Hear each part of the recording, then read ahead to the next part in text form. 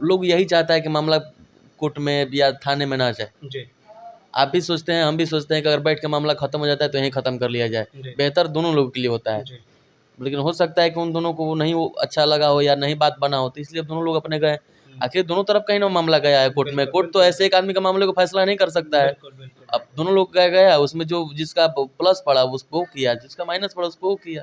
कोई खराब चीज़ नहीं है। हम्म, हाँ, एग्रीमेंट को आप ढंग से पढ़िए, हम्म, पढ़ने के बाद उस पर साइन करिए, हम्म, और जो उसमें है जो फाउंडेशन है उसको अपना फॉलो करिए, उसको टाइम पर अपना गाना करिए। मुझे नहीं लगता फिर कोई दिक्कत होने वाला है।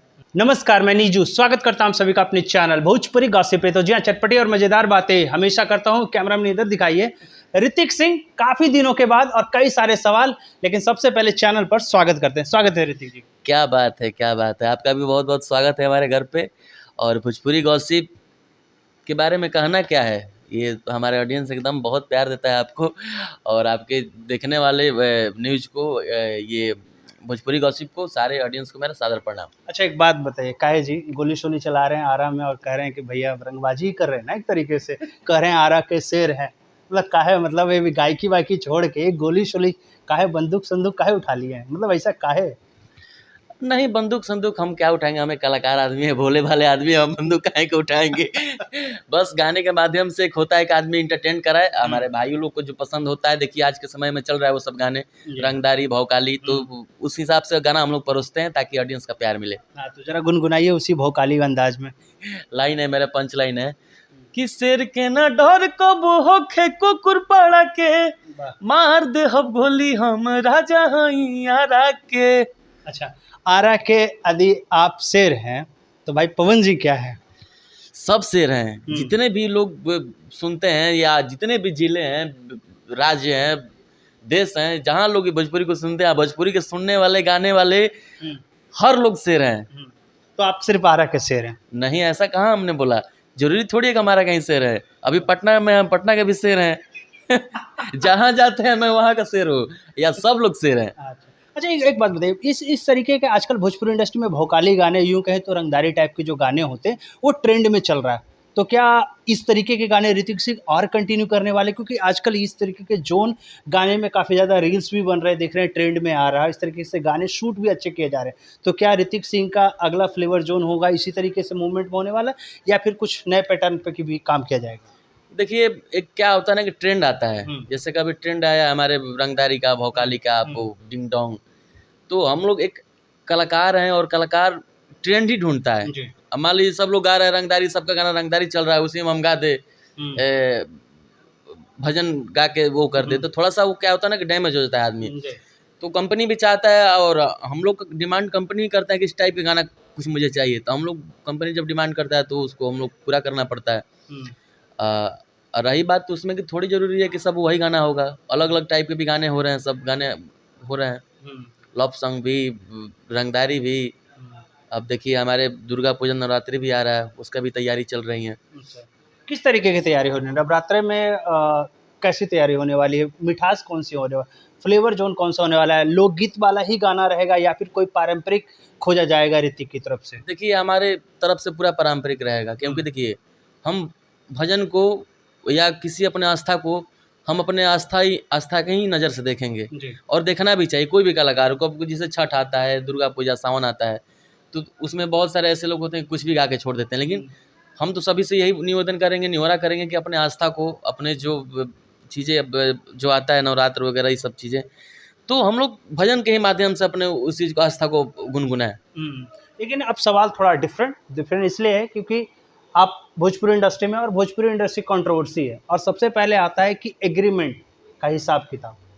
क्या ऋतिक सिंह ने भी कभी अपने लाइफ में इतने बड़े होने के बाद एग्रीमेंट किया, या इससे पहले एग्रीमेंट के जाल में फंसा गया?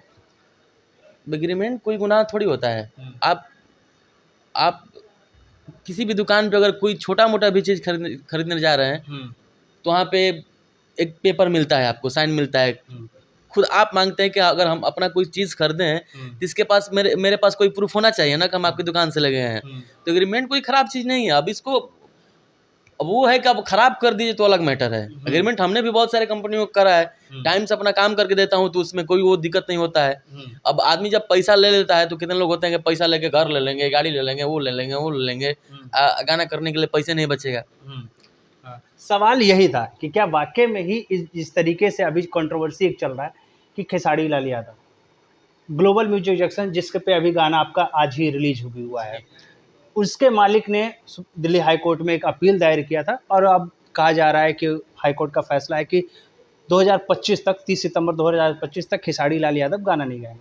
तो आप इसको कैसे देखते हैं? भोजपुरी इंडस्ट्री में जो एग्रीमेंट का जो खेला चल रहा था, इस पे एक नया स्टेटमेंट आ चुका है बड़े सुपरस्टार का, तो आप सबसे पहले ये कैसे देखेंगे कि एग्रीमेंट वाकई में ही खेसारी लाल यादव पे सही हुआ है या फिर गलत हुआ है? इसको जस्टिफिकेशन आप एज ए सिंगर कैसे देखते हो आप इसको? देखिए भैया, इस बारे में कहना बोलना हमारे, हम जो सोचते हैं उचित नहीं है जी। क्योंकि कलाकार हैं और कोई कलाकार को अगर कुछ बुरा होता है तो एक कलाकार को अच्छा नहीं लगता है। और कंपनी भी है जो हम लोगों को चलाती है। हर टाइम पे जब कोई तकलीफ होता है या लगता है कि अब कोई खड़ा नहीं होता है तो बोलते हैं लोग भैया कुछ हम लोग को वो कर दीजिए। तो वो तो घर से अपने पैसे नहीं लगाएगा या तो वो क्या वो होता है कि पैसे देके और गाने के माध्यम से एग्रीमेंट 10-20 गाने को उस हिसाब से आपको पेमेंट कर दिया जाता है। तो अब इसी में होता है कि काम वाम के चक्कर में इधर उधर पैसे निकल जाते हैं, काम हो नहीं पाता है, तो दिक्कत होता है उसमें। अब कंपनी वाले लोग दबाव देने लगते हैं, कष्ट होने लगता है, वो मामला पहुंच जाता है केस तक, कोर्ट तक। तो इसमें गलती हम किसी को बोल नहीं सकते हैं। अब वो भी अपना पक्ष लड़ेंगे, ये भी अपना पक्ष लड़ेंगे। अब न्यायालय जो कर दिया वो गलत हिसाब अपना गलत सही का वो कर दिया, अब इसमें अब हम क्या बोलें। अच्छा, आप कैसे देखते हैं? क्योंकि आने वाले के टाइम में बहुत सारे सिंगर ऐसे हैं जो कि इसी एक एग्रीमेंट का खेला में फंसने वाले हैं, क्योंकि ऐसे तमाम बड़े नाम भी हैं, ऐसा नहीं है कि सिर्फ खेसारी लाल यादव।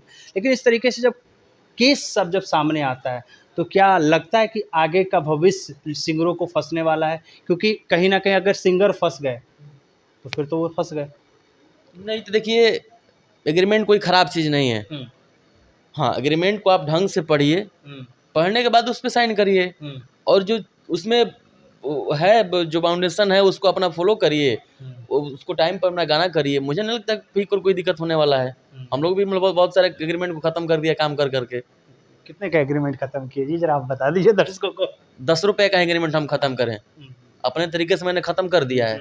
हम लोग अभी 10 करोड़ के वो लायक नहीं है, 20 करोड़ के लायक नहीं है, 10 लाख के, 20 लाख के, 50 लाख के ही हैं हम लोग तो हैं, लेकिन उसी को हम लोग फॉलो करके उसको ख़त्म करते हैं अपने हिसाब से। अच्छा, एक बात बताइए, लाइफ में एक चीज़ें कहा जाता है कि इंसान जब बड़ा होता है तो धीरे धीरे कदम फूक के कदम रखता है।